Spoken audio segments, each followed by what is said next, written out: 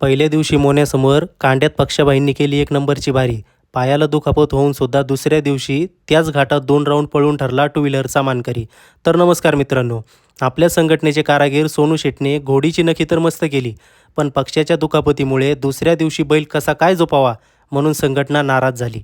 पायाला झालेली जखम डोळ्यातून वाहणाऱ्या पाण्यात दिसत होती, पण समोरच्या गाडी मालकाला दिलेला शब्द मोडण्याची हिंमत आपल्यामध्ये नव्हती.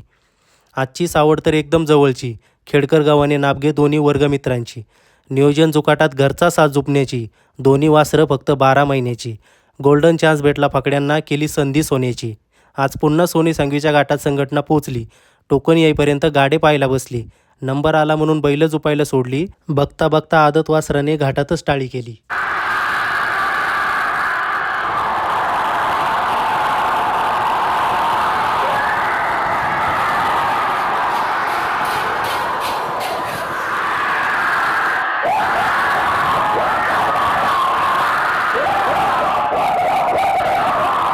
बैल पकडून आम्ही भाईंना निवांत बांधलं. स्वादिष्ट मिसळ नावाच्या पदार्थाचा आनंद घेत पोट भरलं. फायनलच्या आधी आज पक्षाबाईंना असं खायला घालायला लागलं, हे पाहून आज खूप वाईट वाटलं. फायनलसाठी ताफा सज्ज झाला. बारी पुकारताच घाटात गर्दीचा आवाज झाला. जुपणी झाली.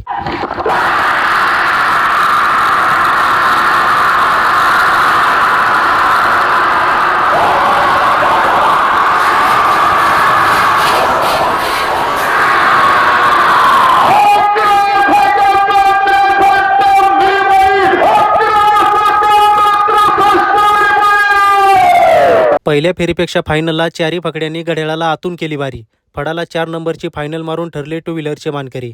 मित्रांनो, जखमी असून सुद्धा पक्षाला आज पळावे लागले. बैलगाडा क्षेत्रात शब्दाला किती महत्त्व आहे हे या व्हिडिओच्या माध्यमातून समजले. झाली दुखापत पायाला तरी मालकासाठी पळाला खेडकरावाला पक्षा. घरचा साज घेऊन पहिल्याच घाटाला टू व्हीलरचे मानकरी ठरले गव्हाणेवाला रामा आणि बाल्या. धन्यवाद.